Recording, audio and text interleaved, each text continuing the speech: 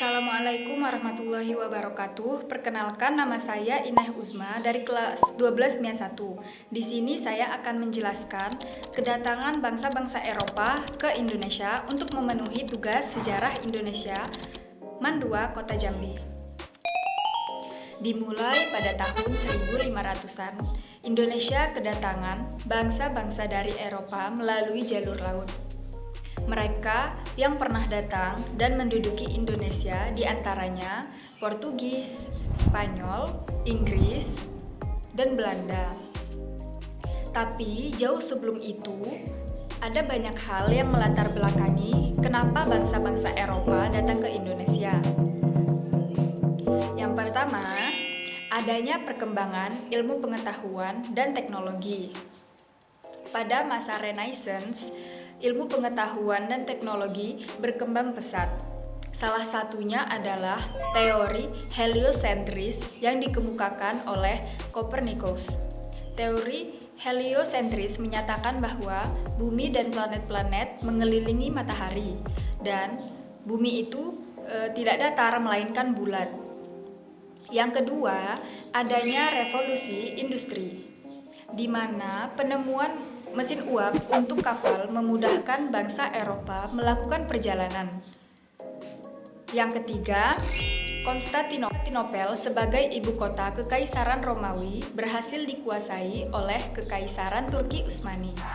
Pada tahun 1453, Kekaisaran Turki Utsmani yang dipimpin oleh Sultan Muhammad II berhasil merebut wilayah kekuasaan Konstantinopel dari Kekaisaran Romawi dan menutup jalur perdagangan.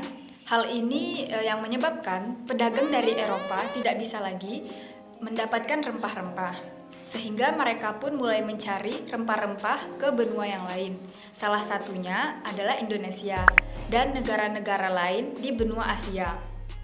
Yang keempat, adanya motivasi 3G, Gold, Glory, Gospel. Melihat kekayaan alam Indonesia, bangsa Eropa yang awalnya datang hanya untuk mencari rempah-rempah, akhirnya memiliki tujuan lain, yaitu untuk mencari 3G tadi. Gold yang berarti kekayaan, Glory yang berarti kejayaan, Gospel yang berarti memperluas ajaran Nasrani. Nah, kita akan kembali membahas bangsa-bangsa Eropa mana saja yang pernah datang ke Indonesia. Seperti yang sudah disebutkan tadi, mereka adalah Portugis, Spanyol, Inggris, dan Belanda. Pertama, kita akan membahas tentang bangsa Portugis dan Spanyol terlebih dahulu. Dibandingkan dengan bangsa Eropa lainnya, Portugis dan Spanyol adalah dua bangsa yang paling maju. Mereka memiliki armada yang kuat, teknologi navigasi, dan perlengkapan kapal yang paling canggih di masanya. Ketika keduanya berniat melakukan ekspedisi penjelajahan samudra, dibuatlah perjanjian Tordesillas pada 4 Juni 1474 atas usul pendeta Alexander VI. Tujuannya agar tidak terjadi bentrokan antara Portugis dan Spanyol.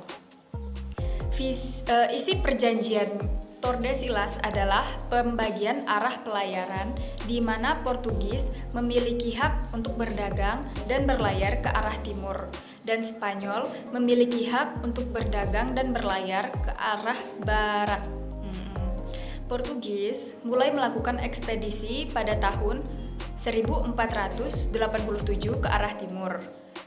Kemudian mereka sampai di Maluku, tepatnya di Ternate pada tahun 1512.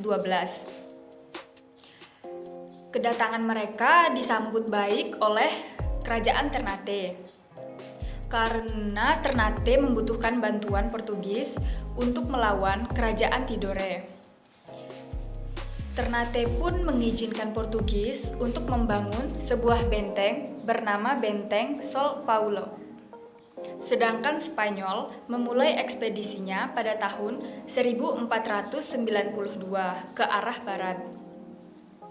Kemudian mereka sampai di Filipina pada tahun 1521. Kedatangan mereka disambut baik Namun, Fernando de Magellan yang saat itu memimpin ekspedisi terbunuh karena terjadi peperangan di Filipina. Mereka pun memutuskan untuk melanjutkan perjalanan dan sampailah mereka di Maluku, tepatnya di Tidore. Kedatangan bangsa Spanyol disambut baik oleh masyarakat Tidore. Mereka yang tengah berselisih dengan Ternate menjadikan Spanyol sebagai sekutu untuk mengalahkan Ternate. Kedatangan Spanyol menjadi ancaman bagi Portugis, sebab saat itu Portugis sudah berhasil memonopoli perdagangan di Maluku. Portugis dan Spanyol pun bersaing dengan memanfaatkan permusuhan kerajaan di antara dua tadi. Selain itu, Portugis dan Spanyol juga saling tuduh mengenai perebutan rute perjalanan yang sebelumnya sudah disepakati melalui perjanjian Tordesillas pada saat itu. Perseteruan terus berlanjut hingga pada tahun 1529 perseteruan tersebut diselesaikan dengan diadakannya Perjanjian Saragossa.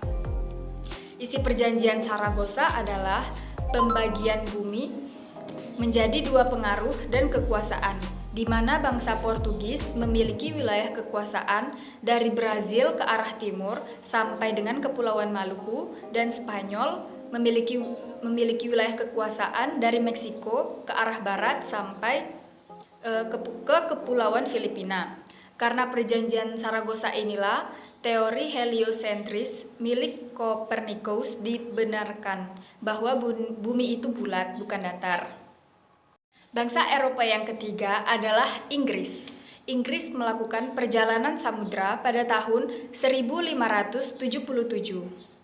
Inggris mengikuti rute perjalanan Spanyol ke arah barat dan tiba di Ternate pada tahun 1579. Bangsa Inggris memborong rempah-rempah dari masyarakat Maluku. Kemudian, Inggris kembali melakukan ekspedisi yang kedua. Sebelum sampai ke Indonesia, Inggris berhasil menguasai India dan mendirikan EIC, East India Company, sebuah perusahaan dagang milik Inggris. Dan pada tahun 1628, Inggris sampai ke Indonesia dan berhasil menjalin kerjasama yang baik dengan Kerajaan Banten. Banten mengizinkan Inggris mendirikan pangkalan dagang dan benteng. Bangsa Eropa terakhir yang datang ke Indonesia adalah Belanda. Keberhasilan Portugis dan Spanyol dalam melakukan ekspedisi mendorong bangsa Belanda untuk melakukan hal yang sama. Pada tahun 1595, Belanda melakukan ekspedisi melalui rute timur. Tepatnya pada tanggal 23 Juni 1596, dan kapal Belanda berhasil mendarat di Banten. Saat itu, ekspedisi Belanda dipimpin oleh Cornelis de Houtman. Namun, Belanda diusir oleh penduduk pesisir Banten karena mereka bersikap kasar dan sombong. Selanjutnya, pada tahun 1598, bangsa Belanda kembali mendatangi Banten. Kali ini kedatangannya diterima oleh masyarakat Banten. Belanda pun berhasil menguasai perdagangan.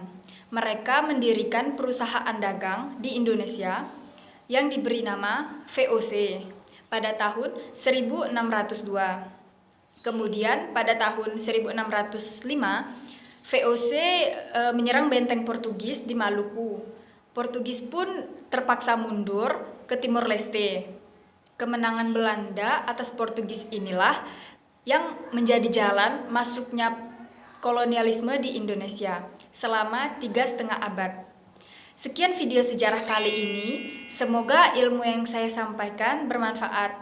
Terima kasih. Wassalamualaikum warahmatullahi wabarakatuh. 서러운 마음을 못 이겨 잠 못 들던 어두운 밤을 또 견디고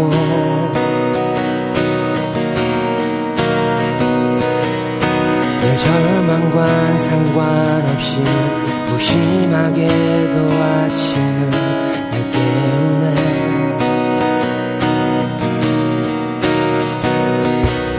상처는 생각보다 쓰이고 아픔은 생각보다